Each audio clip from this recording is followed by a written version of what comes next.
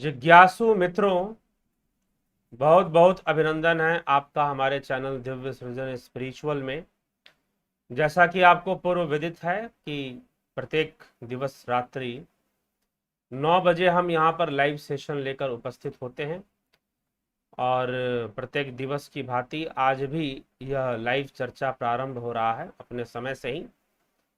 हाँ, कल नहीं हो पाया था कोई भी कार्यक्रम, ना लाइव ना अपलोड, कोई भी वीडियो नहीं मिल गई थी। अचानक आई व्यस्तता के कारण। व्यस्तता तो चलिए 2 दिन पहले से ही थी, लेकिन वह व्यस्तता थोड़ी बढ़ गई। था कि फ्री हो जाएंगे, लाइव सेशन के पहले शाम तक फ्री हो जाएंगे कल, परंतु नहीं हो पाए और उस कारण से लाइव चर्चा भी नहीं हो पाई। और कोई व्यस्त अधिक थे सारा दिन, 2 दिनों से, तो फिर कोई अपलोड भी नहीं दे पाए आपको। चलिए कोई बात नहीं, अब समय है और कार्यक्रम आगे बढ़ेगा। और अपना ख्याल रखें क्योंकि कोरोना भी बहुत तेजी से फैल रहा है। अपने स्वास्थ्य का ख्याल रखें, प्राणायाम आदि नियमित रूप से किया करें, काढ़ा आदि का भी नियमित रूप से सेवन करें, अपनी इम्यूनिटी पावर को मेंटेन रखें, तो निश्चय ही ये सब चीजें आपको स्पर्श नहीं करने वाली। ऐसी बीमारियां, अगर इन्फेक्शन होता भी है तो आपका कुछ बिगाड़ नहीं पाएगा, अगर आपकी इम्यूनिटी पावर अच्छी है तो, रोगों से लड़ने की क्षमता अच्छी है तो। हाँ, बस यही है कि किसी को इन्फेक्शन होने से उसे क्वारंटाइन होना ही पड़ता है, जिससे कि लोग थोड़े परेशान होते हैं। तो चलिए मित्रों, विषय हमारा जो है उस पर हम चर्चा करते हैं। और विषय क्या है? 16 कलाओं वाला पुरुष कौन है? अब ये 16 कलाओं वाले पुरुष की चर्चा उपनिषदों में प्राप्त होती है और उपनिषद इस विषय में क्या कहते हैं हम आज उस पर चर्चा करेंगे। तो प्रश्नोपनिषद का यह आखिरी विषय है एक तरह से, छठा प्रश्न, जो कि भारद्वाज पुत्र सुकेशा के द्वारा पूछा गया महर्षि पिपलाद से।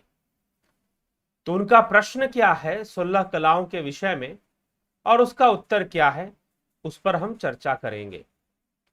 तो भारद्वाज पुत्र सुकेशा क्या कहते हैं महर्षि पिपलाद से, आइए हम देखते हैं। वो कहते हैं, अतः एनम सुकेशा प्रपक्ष भगवन् कौसल्य राजपुत्र हिरण्यनाभः मामुपेत्य एतम प्रश्नम अपृच्छत भारद्वाज षोडशकलम पुरुषम वेत्थ तम कुमारम अहम अब्रुवम अहम इमम नवेद अहम इमम अवेदिशम कथम न अवक्षम इति एष वै समूलः परिशुष्यति। यह अमृतम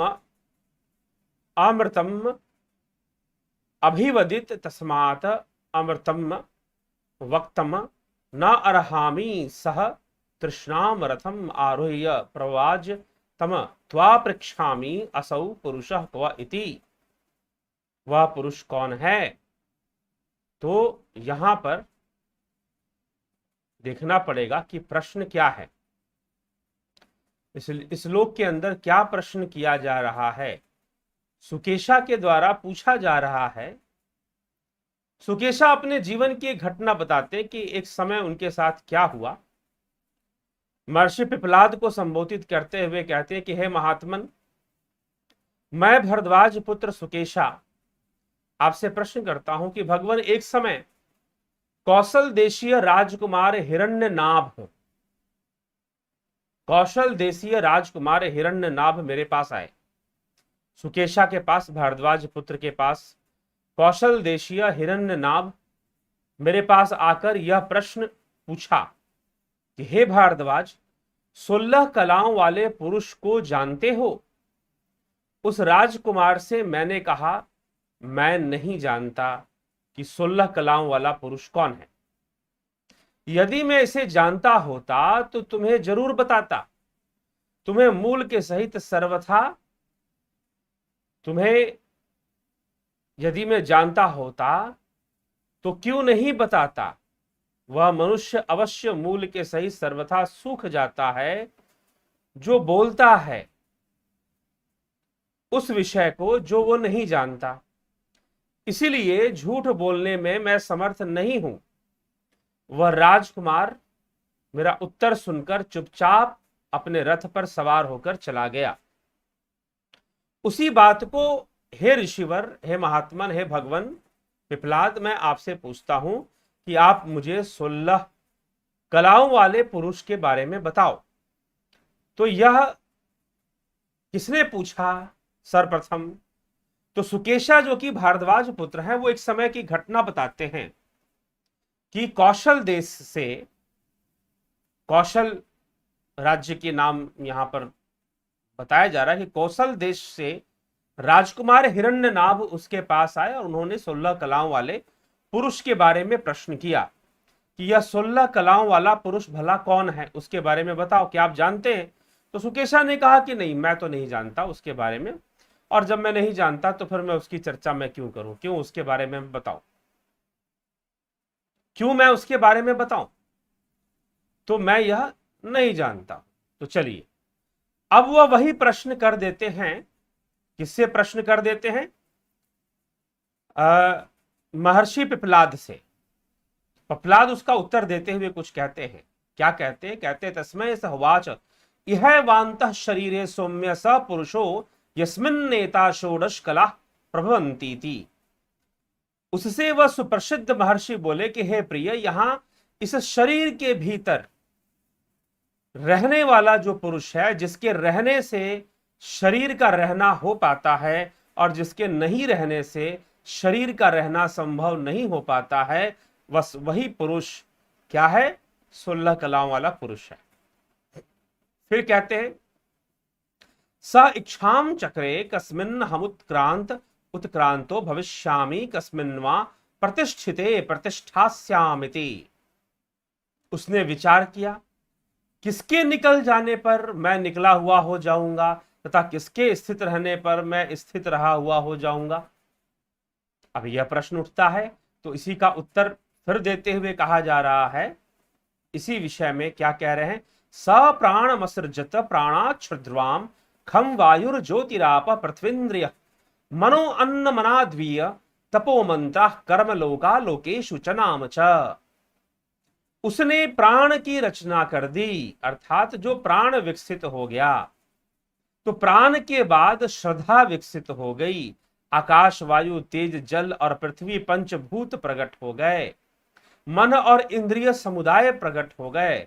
अन्न उत्पन्न हुआ, वीर्य उत्पन्न हुआ, तप, मंत्र, नाना प्रकार के मंत्र हुए, नाना प्रकार के कर्म उत्पन्न हुए, उन कर्मों के फल उत्पन्न हुए और उन फलों के वशीभूत भिन्न भिन्न लोक उत्पन्न हुए और लोकेशु, उन लोक की रचना हुई। नाम और रूप इनकी रचना उन लोकों में हुई। तो उसने, उसकी शक्ति से प्राण उत्पन्न हो गए, प्राण से श्रद्धा उत्पन्न हो गई, श्रद्धा से के बाद फिर और क्या चीजें उत्पन्न होती हुई बताई जा रही? इंद्रिय और मन अस्तित्व में आ गए, पंचभूत अस्तित्व में आ गए पहले, फिर इंद्रिय मन अस्तित्व में आ गए, फिर अन्न अस्तित्व में आया, अन्न से वीर्य, वीर्य से तप, मंत्र, कर्म और कर्मों के फल और कर्मों के फल से भिन्न भिन्न प्रकार के लोकों का विकास हुआ माना गया है।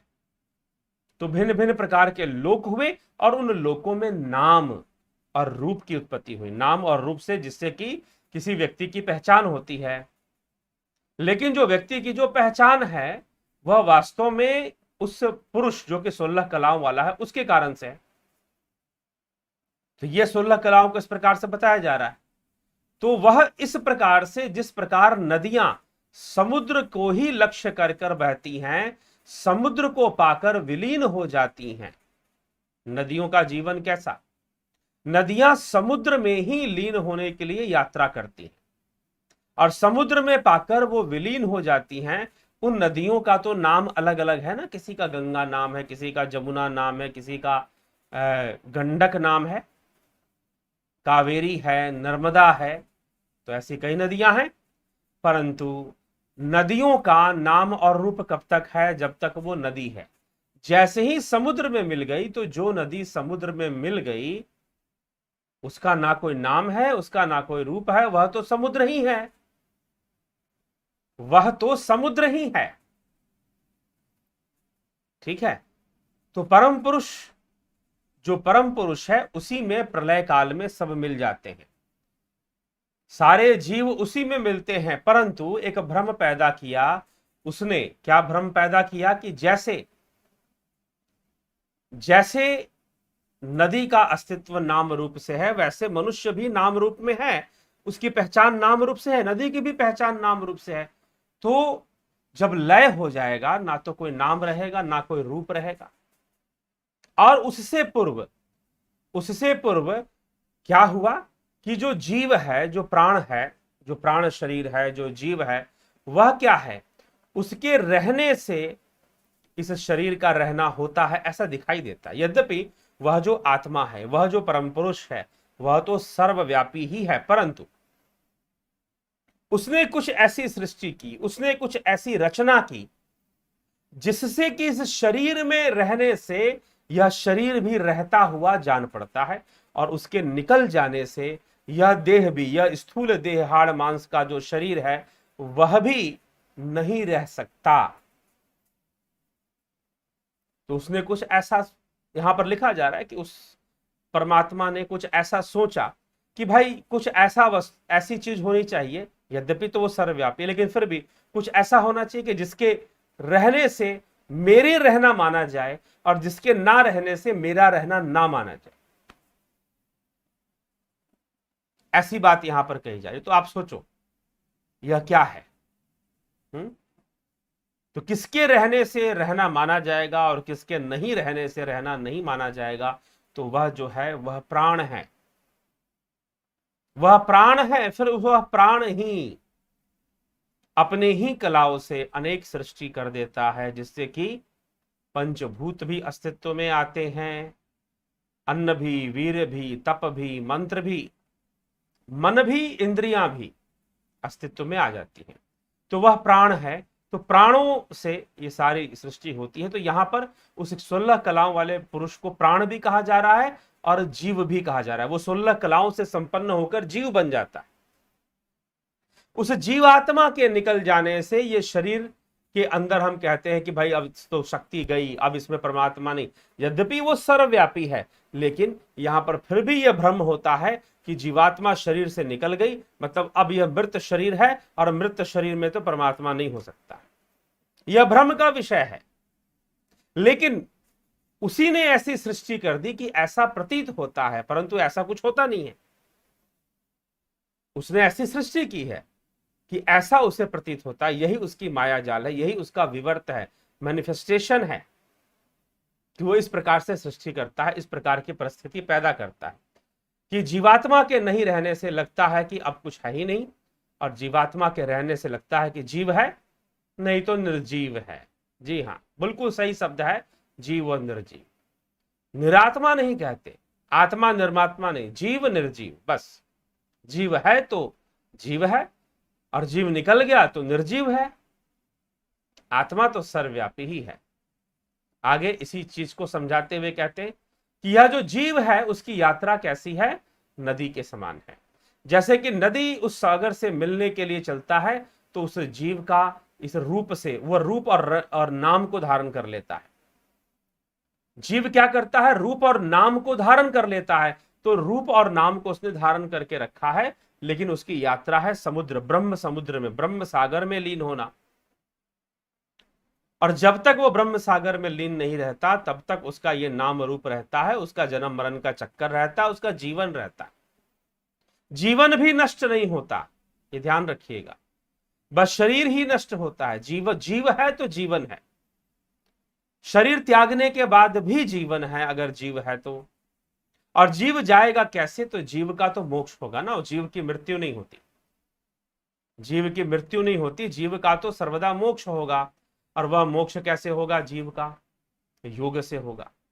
जिस प्रकार से एक नदी का उदाहरण यहां पर श्लोक में लिया गया है कि जैसे नदी जब समुद्र में मिल जाती है तो उसका नाम और रूप नहीं रह जाता, नाम और रूप धारण करके वो नहीं रहती है। तो नदी का उदाहरण यहां पर लेकर बताया जा रहा है। ठीक, तो समुद्र की ओर लक्ष्य करके बहती हुई नदी जब समुद्र को प्राप्त हो जाती है, विलीन हो जाती है, तो उनके नाम और रूप नष्ट हो जाते हैं।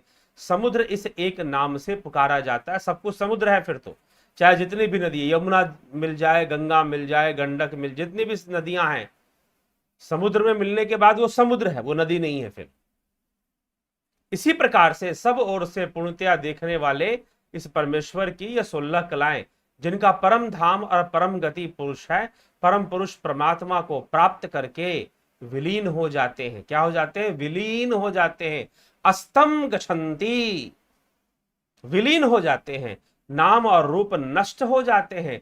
पुरुष इस एक नाम से ही पुकारा जाता है। यह कला रहित, अब इसमें कोई 16 कलाएं नहीं है। 16 कलाएं तो वह जीव का है। जो परम पुरुष है उसमें कोई कला नहीं है, वो तो कलातीत है। वह तो कलातीत है, शब्दातीत है, अक्षरातीत है, ठीक है। तो वह कला रहित है, इसलिए यहां पर अकलह लिखा गया है। प्रोच्यते सह एषः अकलह अमृत, वह अमृत है, अमर परमात्मा, उसके विषय में ऐसा यह श्लोक कहता है। तो महर्षि पिप्पलाद ने बताया कि उस परम पुरुष की कलाएं नहीं होती, कलाएं तो इस प्राण की होती हैं, जीव की कलाएं होती हैं। 16 कलाएं उस जीव की हैं, ना कि परमात्मा की, ठीक है। आगे कहते हैं, अरा इव रथ नाभौ, अरा इव रथ नाभौ कला यस्मिन् प्रतिष्ठिता तम वेदहं पुरुषम वेद यथा मा वो मृत्यु परिव्यथा इति। रथ चक्र की नाभि के आधार पर जिस प्रकार अरे स्थित होते हैं, जिसमें सर्वथा स्थिति है, उस जानने योग्य परम पुरुष परमेश्वर को जानना चाहिए। तुम लोगों को मृत्यु दुख ना दे सके, मृत्यु कभी दुख ना दे सके। तो कहने का तात्पर्य यह है कि वह जो पुरुष जो कला रहित है, यहां पर प्रेरणा दी जा रही है कि जो परमात्मा, जो परम पुरुष जो कला रहित है, तुम कलाओं के बारे में पूछते हो, वह जो 16 कलाएं हैं वह तो प्राणों के हैं, वह तो जीवात्मा के ही 16 कलाएं, परंतु वह जो कला रहित है, जो कलातीत है, जिसमें कभी कोई कला नहीं है, क्योंकि वह निर्विकल्प है, निर्विचार है, वह ब्रह्म, वह महापुरुष, वह पुरुष, वह परम पुरुष, वह परमात्मा, उसको निश्चय ही जानना चाहिए, उसका निश्चय ही ज्ञान प्राप्त करना चाहिए, उसके लिए आगे बढ़ना चाहिए। तभी इस संसार सागर से मुक्ति है, काल चक्र से मुक्ति है, ऐसा कहा जा रहा है, ठीक। फिर आगे कहते हैं, तान्हो वाचय तावदेव मेतत् परम ब्रह्म वेद नाता परमस्थिति, परमस्थिति। उन प्रसिद्ध महर्षि ने उन सबसे कहा कि परम ब्रह्म को मैं इस प्रकार से जानता हूं, इससे अधिक मैं नहीं जानता। यही तो ब्रह्म ज्ञानी होने की पहचान है। उन्होंने बता दिया उस ब्रह्म पुरुष के बारे में, उस परम पुरुष के बारे में, उसकी कोई कलाएं नहीं हैं, कलाएं तो जीवात्मा की हैं, प्राणों की हैं। तो वास्तव में वो कलाएं उस परमात्मा की ही हैं, परंतु शुद्ध रूप में उसके पास कोई कला नहीं है, वो कलातीत है, ऐसा यहां पर समझाया जा रहा है। और वो जो कलातीत है, जो निर्विकल्प है, जो अद्वैत है, उसको जानने की प्रेरणा दी जा रही है कि उसको जानना चाहिए, उसको जानने से मुक्ति है। और रही बात कि जो 16 कलाओं वाला जो पुरुष है, क्या उसको नहीं जानना चाहिए? जब योग मार्ग पर चलोगे, जब उस परम पुरुष को जानने के मार्ग पर चलोगे, तो इसको भी जान जाओगे, जीव का ज्ञान भी तुम्हें संपूर्ण हो जाएगा कि जीव कौन है। और वो जान ही जाता है, योगी जान ही जाते हैं, तभी तो बतलाते हैं। तो महर्षि पिप्पलाद यही समझा रहे कि उसको जानना ज्यादा आवश्यक है। जब उसको जानने के मार्ग पर चलोगे तो यह जो 16 कलाओं वाला पुरुष है उसको भी जान जाओगे, इस जीव को भी जान जाओगे, प्राणों का रहस्य भी समझ लोगे। लेकिन कुछ नहीं करोगे तो कुछ नहीं जानोगे फिर। तो महर्षि पिप्पलाद ने अंत में कहा कि भाई मैं इतना जानता हूं, जो मैं तुम्हें बता रहा हूं उस ब्रह्म के विषय में मैं इतना ही जानता हूं। उन 6 ऋषियों ने पिप्पलाद की पूजा की। ते तम अर्चयंता त्वम ही नः पिता अस्माकं अविद्याम परम पारम तारयसि इति नमः परम ऋषिभ्यः, नमः परम ऋषिभ्यः। उन 6 ऋषियों ने पिप्पलाद मुनि की पूजा की और कहा कि आप हमारे पिता हैं, हम लोगों को अविद्या के दूसरे पार पहुंचा दिया है, आप परम ऋषि को नमस्कार है, आप परम ऋषि को नमस्कार है, नमः परम ऋषिभ्यः। इस प्रकार से उनका अभिवादन किया, उनका सम्मान किया। अंत में महर्षि पिपलाद ने जो सबसे रहस्यमय बात कही वह यही है, क्या है, कि मैं उन प्रसिद्ध महर्षि पिपलाद ने कहा कि उन सबसे कहा कि इस पर ब्रह्म को मैं इतना ही जानता हूं, एतावत एव वेद, एतावत एव वेद, मैं इतना ही जानता हूं, इससे अधिक मैं उस ब्रह्म के बारे में नहीं जानता, और मैं तुम्हें इतना ही बता रहा हूं, क्योंकि बतलाया इतना ही जा सकता है, बतलाया इतना ही जा सकता है। ये ध्यान रखिएगा कि क्या बतलाया जा सकता है, इतना ही बतलाया जा सकता है मुख से, क्योंकि बाकी जो विषय है वह बतलाने का विषय नहीं है, वह तो अनुभव का विषय, वह तो जानने का विषय। ठीक है मित्रों, वो तो साधना के द्वारा जानोगे, ना कि किसी वाणी और किसी पुस्तक को पढ़कर जानोगे। इसमें तो बस प्रेरणा दी जा रही। तो महर्षि पिपलाद ने कहा, और ब्रह्म ज्ञानी का गुण है कि जो ब्रह्म को जानने वाले लोग हैं वो इसी प्रकार से बोलते हैं। केनोपनिषद में भी हमने सुना कि किस प्रकार से कहा गया कि जो ये कहता है कि मैं ब्रह्म को जान गया, मैं ब्रह्म ज्ञानी हो गया, मैं पूर्ण ब्रह्म ज्ञानी हो गया हूं और मैं सब कुछ जानने वाला हूं, जो भी ये दावा करता है इसका मतलब वो कुछ नहीं जानता। लेकिन जो ये कहता है कि मैं इतना जानता हूं, यहां तक जानता हूं, थोड़ा जानता हूं और बहुत कुछ है जो जानना बाकी है अभी, जो ऐसी भाषा का प्रयोग करता है समझो कि वो जरूर थोड़ा बहुत जानता है। और ऐसी ही भाषा का प्रयोग महर्षि पिपलाद यहां पर कर रहे हैं। क्या कर रहे हैं कि उन सब से कहा कि इस परम ब्रह्म को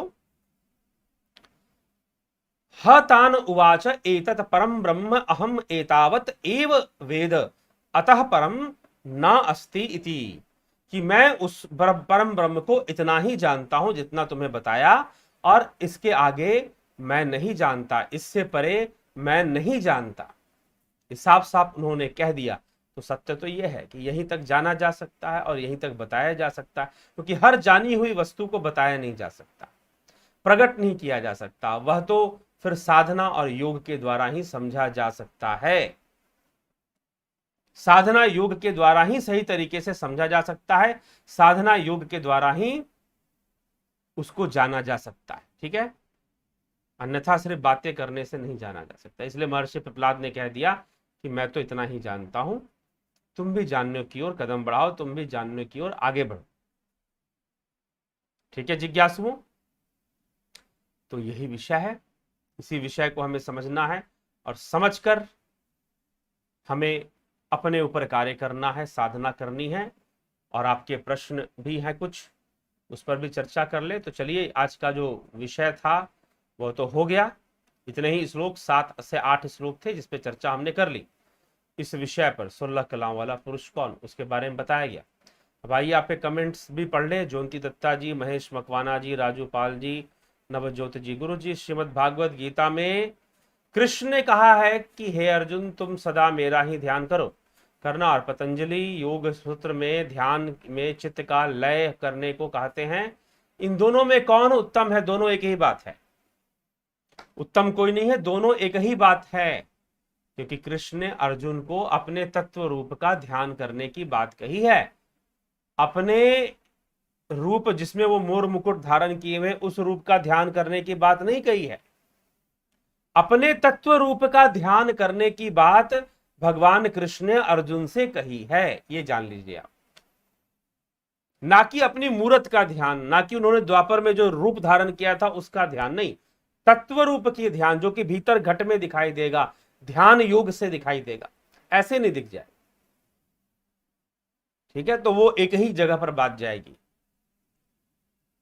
चलिए आगे देख लें क्या कह रहे हैं उमेश पांडे जी। ओम श्री सदगुरुवे नमः। चरण कमले, चलो ठीक है जी। राम कृष्ण हरि सचिदानंद स्वरूप मम, नाम रूप से दूर जो जानत मुझ मौन को, सोई ज्ञानी भरपूर जी। आगे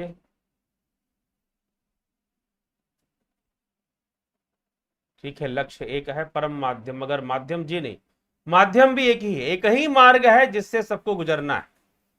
अलग अलग मार्ग बिल्कुल नहीं है, ऐसा भ्रम मत पालिएगा कि अलग अलग रास्ते हैं, जी नहीं, एक ही रास्ता है।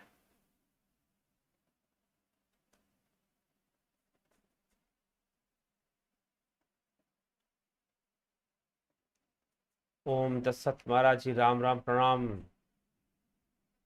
ठीक है, हरि धिंसा जी, महेश राम बिस्दा जी, प्रताप जाला जी, कमलेश उपाध्याय जी, जयंती भाई पटेल जी, सबका अभिनंदन है। विदेश महाराज आमसरी जी, यो यो गेमिंग, ठीक है, उमेश पांडे जी, गोपाल शर्मा जी, योगेंद्र पंडित जी, शंकर देव जी, बलदाऊ नाथ योगी जी, सबका अभिनंदन है। मनुष्य ज्ञान की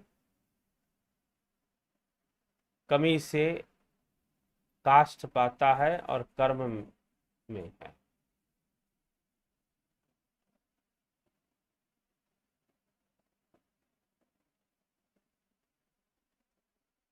ठीक,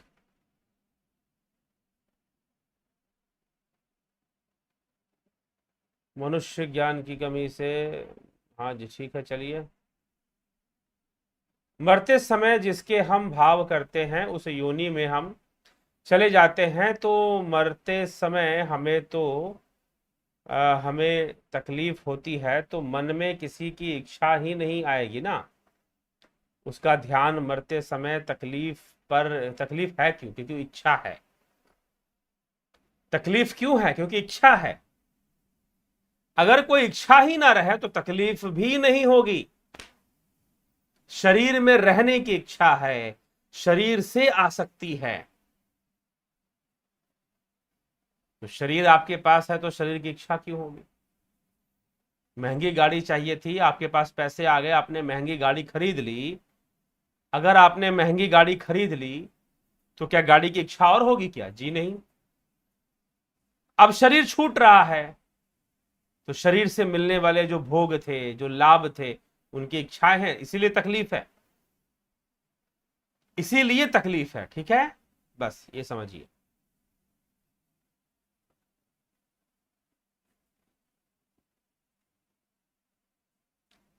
गुरुजी, सृष्टि के रचना करने के पूर्व जो योजना बनाई गई होगी या बनी होगी, उस योजना को साकार करने वाला परमात्मा है, चेतना है या सृष्टि है? वह तो अनादि है। सृष्टि, प्रकृति और पुरुष दोनों ही अनादि हैं, ब्रह्म भी अनादि हैं। तो योजना कब बनी? यह तो मात्र व्याख्याकार टीका कर देते हैं कि उस परमात्मा ने ऐसा सोचा, वैसा सोचा। जब वो निर्विकल्प है तो सोचेगा कैसे? जब वो निर्विकल्प है तो सोचेगा ही नहीं ना। या तो हम, क्योंकि हमारा हमारा प्रारंभ है, हमारा अंत है, हमारा आदि है, हमारे शरीर का आदि है, हमारे शरीर का अंत है, इसीलिए हम आदि अंत में ही हर चीज मानकर चलते हैं। ये हमारी दुविधा है। लेकिन परमात्मा तो निर्विकल्प है, तो उसने कोई योजना नहीं बनाई, सब कुछ स्वाभाविक रूप से ही चलते जा रहा है। सब स्वाभाविक रूप से ही चलते जा रहा है सदियों से। ये सृष्टि कभी खत्म नहीं होने वाली, अनंत है, अनादि है। इसलिए पूर्ण प्रलय नहीं होता। प्रत्येक क्षण सृष्टि हो रही है और प्रत्येक क्षण ही प्रलय हो रहा है, बस यही है सत्य। इसलिए मीमांसा शास्त्र ने कभी नहीं माना कि कभी कोई पूर्ण प्रलय था और कभी कोई पूर्ण सृष्टि हुई। नहीं, सृष्टि और प्रलय निरंतर ही चल रहा है, निरंतर ही सृष्टि हो रही है, निरंतर ही प्रलय हो रहा है, हमेशा ही चल रहा है ये सब, ठीक है। तो कोई ऐसा कोई प्रारंभ नहीं, तो उसका अंत होने का भी कोई प्रश्न नहीं बनता है, कोई योजना नहीं बनाई। मरते समय अगर हम इंद्रा का ध्यान करेंगे तो क्या हमें इंद्र बनेंगे? जी नहीं, इंद्र का ध्यान करने से इंद्र नहीं बन जाएंगे। आपके अंदर वासना कौन सी है? आपके अंदर वासना कौन सी है? जो ऐसी वासना है उसी ओर जाओगे। जब कोई छूटता है ना, तब पता चलता है कि हमें चाहिए क्या। जब कोई चीज मिली होती है तो उतना नहीं समझ में आता, जब वो छूटती है तो पता चलती है कि भाई साहब ये तो छूट रही है, बड़ा दिक्कत हो जाएगा। तो शरीर छूट रहा है, जब छूटोगे तो जिसकी वासना होगी उस वासना की ओर जाओगे। इंद्र का ध्यान करने से इंद्र तो थोड़ी ना बन जाओगे। जो पहले से साइकोलॉजी बनी हुई है, जो इतने सालों से हाय धन, जो व्यक्ति जीवन में हाय पैसा करता रहे, अगर सोचे कि अंत समय में भगवान याद आ जाए तो इतना आसान नहीं है। तो सारी जिंदगी पैसा पैसा किया है तो पैसा ही ध्यान आएगा, ठीक है। तो ये समझिए उसी भाव को, इसलिए भाव की बात की गई है कि वैसा ही हम इंद्र बनने की इच्छा करेंगे तो हम अचानक से इंद्र बनने की इच्छा नहीं हो पाएगी ना, क्योंकि वासनाएं कुछ और हैं। जैसी वासनाएं होंगी वैसी इच्छा होगी, ठीक है। जैसी वासनाएं होंगी वैसी ही इच्छा मन में प्रकट होगी। यह बात समझने की जरूरत है।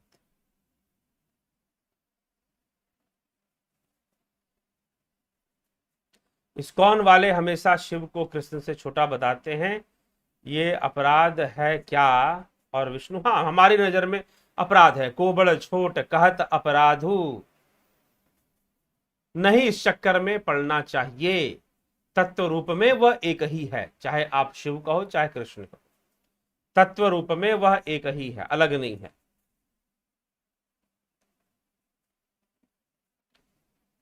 कलातीत कल्याण कल्पांतकारी सदा सच्चिदानंद दाता पुरारी, चिदानंद संदोह मोहापहारी, प्रसीद प्रसीद प्रभो मन्मथा। ठीक है, तो क्या भगवान का अलग से कोई अस्तित्व नहीं है? हर कोई सही दिशा में प्रयास करके देवता बन सकती है। भगवान का कोई अलग से अस्तित्व का व्यक्तित्व रूप में जी नहीं, वह तो सर्वव्यापी है, आपके भीतर बैठा हुआ है, अलग से उसे कहां जानो।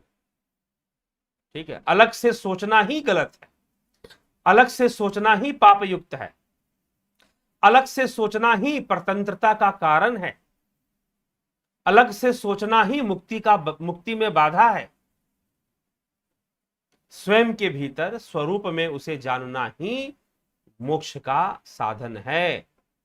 स्वरूप में उसको प्राप्त करना ही मोक्ष का साधन।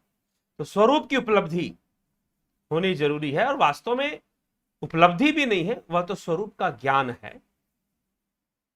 स्वरूप का ज्ञान है। देखिए, साधना के मार्ग पर जो है, सच पूछिए तो कोई उपलब्धि नहीं होती। उपलब्धि तो आदमी को संसार में होती है। उपलब्धि कहां पर है? संसार में है। साधना के मार्ग में तो ज्ञान है, और भी कोई बाहरी ज्ञान नहीं, अपना ही ज्ञान है, अपनी ही क्षमताओं का ज्ञान है जो आपके पास पहले है। तो वह उपलब्धि नहीं। कई बार मुझसे लोग पूछते हैं, मैं ऐसा अनुभव कर रहा हूं, तो क्या यह बहुत बड़ी उपलब्धि है? इस उपलब्धि वाले साइकोलॉजी से बाहर निकली। अगर अभी तक बहुत कुछ उपलब्धि का चक्कर पड़ा हुआ है, तो समझिए कि अभी बहुत कमी है, अभी साधना में बहुत ऊंचा उठना बाकी है। क्योंकि जब उठ जाओगे तो समझ में आ जाएगा कि उपलब्धि नामक कोई चीज होती ही नहीं है। उपलब्धियों के पीछे पड़िए ही मत। ठीक है, सब कुछ स्वाभाविक रूप से होता है, सब कुछ स्वाभाविक रूप से होता है। जैसे मैं कई बार बोल चुका हूं, भोजन कर रहे हो, खाना खा रहे हो, पेट भर गया, क्या सर्टिफिकेट लेना पड़ेगा किसी से कि भाई पेट भर गया? नहीं। हां, दिशा होती है, सही गलत दिशा हो सकती है। ठीक है, और दिशा निर्भर करती है कि आपकी सोच कैसी है। तपस्या तो रावण भी कर रहा था, कुंभकर्ण भी कर रहा था, और विभीषण भी कर रहा था। तो तीनों एक ही तपस्या कर रहे थे, तीनों ब्रह्मा जी को ही प्रसन्न करने की तपस्या कर रहे थे, परंतु तीनों की दिशा अलग थी। रावण की दिशा अलग थी, कुंभकर्ण की दिशा अलग थी, विभीषण की दिशा अलग थी। इसलिए साधना करते हो तो मेरी साधना किस दिशा में चल रही है, ये तो आप ही जानते हो किस दिशा में चल रही, कोई दूसरा नहीं जानता इसको। अगर मनसा सही है, उद्देश्य सही है, तो सही दिशा में चल रही है। नहीं तो अगर सही है तो लक्ष्य तक पहुंच जाएंगे, नहीं तो लक्ष्य तक कहां से पहुंचेंगे।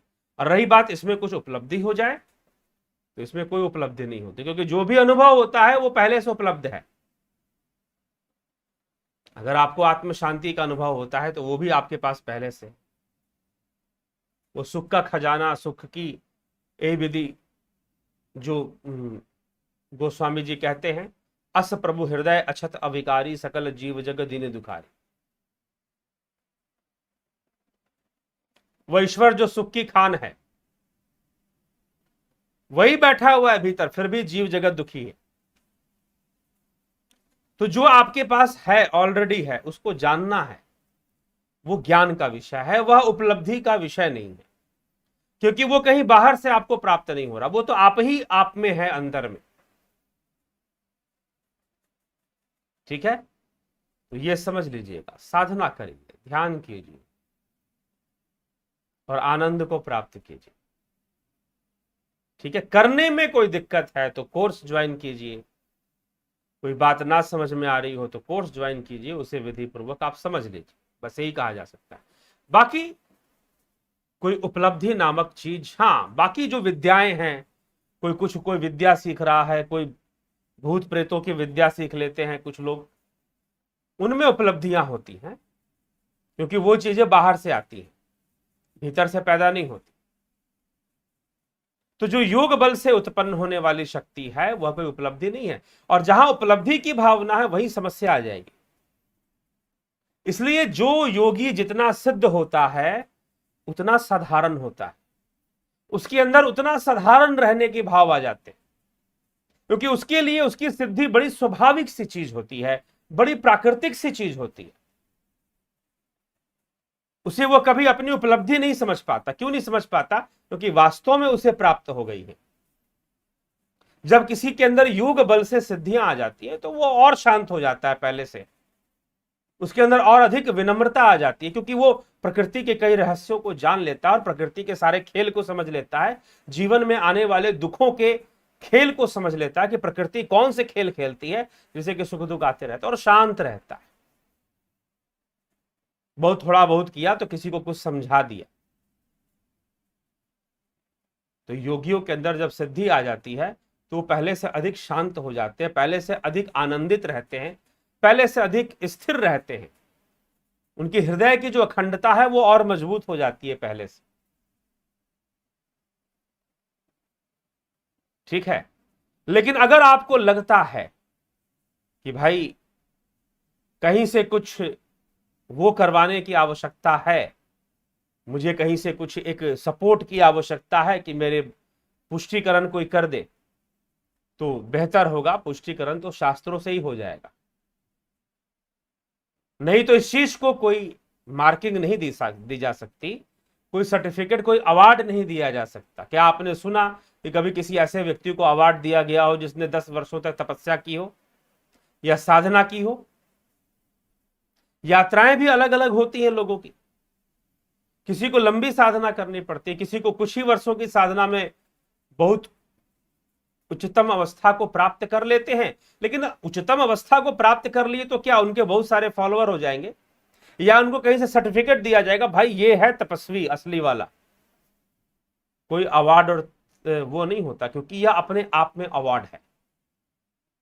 साधना की उपलब्धि हो जाना यह अपने आप में ही एक अवार्ड है। दूसरा अवार्ड लेकर क्या करोगे? वो दूसरा वाला अवार्ड तो बाधा उत्पन्न होगा, फिर वो तो बाधा का काम करेगा। ठीक है, तो यह चीज है। तो इसलिए उन बाधाओं से बचना है, और ठीक ना, तो इसको समझना है। तो गुरुजी सूर्य स्पर्श विद्या क्या है? पता नहीं जी क्या है सूर्य स्पर्श विद्या, आप पता करें कहीं से। हाँ, सूर्य विद्या इसके बारे में मैंने सुना है। ठीक है, उसको सूर्य क्रिया भी कहते हैं। सूर्य क्रिया भी एक होती है, सूर्य विद्या भी होती है, सूर्य साधना भी होती है, सूर्य का ध्यान भी होता है, उगते हुए सूर्य का ध्यान किया जाता है। ठीक है, तो इस तरह से होती है। तो कई नाम कई विद्याओं के दिए जाते हैं, करें उस पर अनुसंधान करें, उसको जाने, बहुत अच्छी बात है।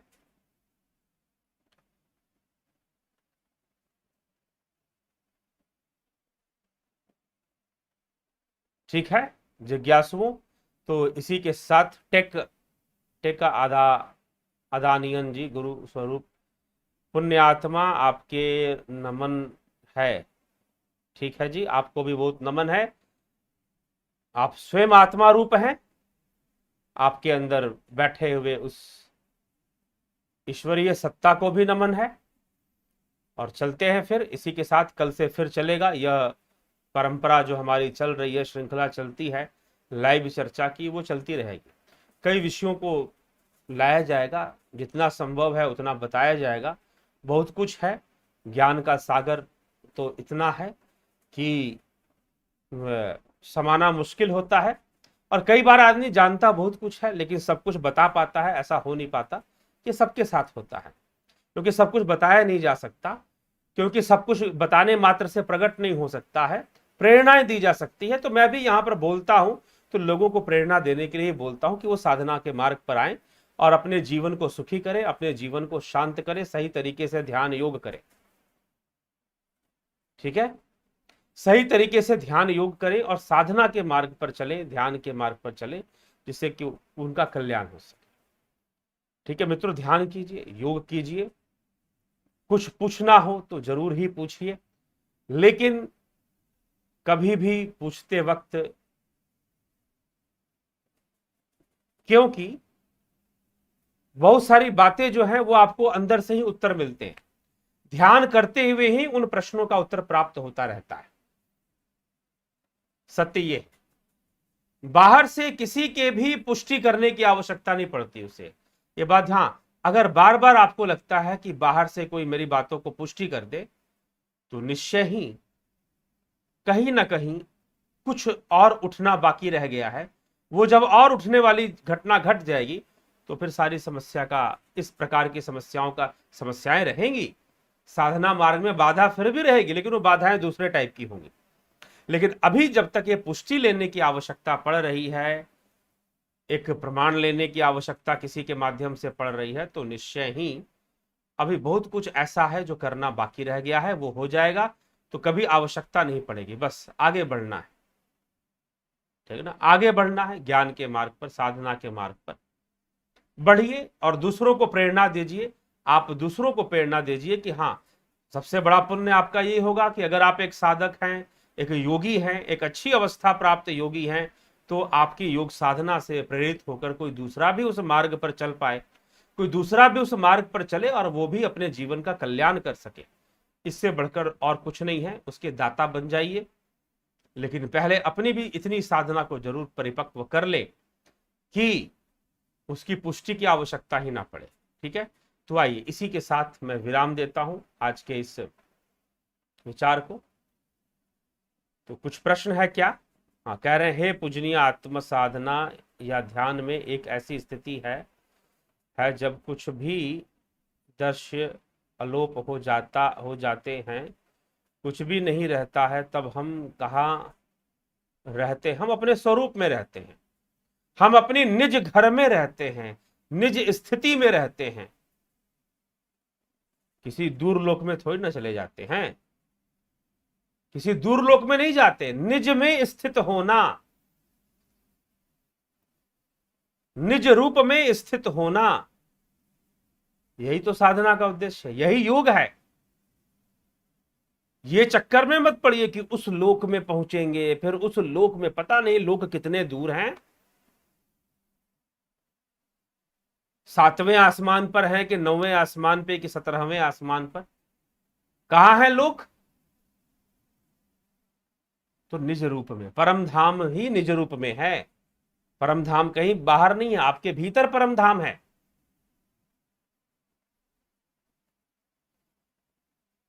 ठीक है, तो परम धाम की प्राप्ति निज रूप से होगी, स्वयं से होगी। तो मित्रों, इसी के साथ अब विराम देते हैं। थोड़ा समय मुझको लगा कि दे सकता हूं, इसीलिए मैंने आखिरी के प्रश्न भी पूछ लिए, लेकिन अब जो विषय है, आगे के विषयों में, आगे के व्याख्यान में ही उन विषयों पर हम बोलेंगे, अभी नहीं।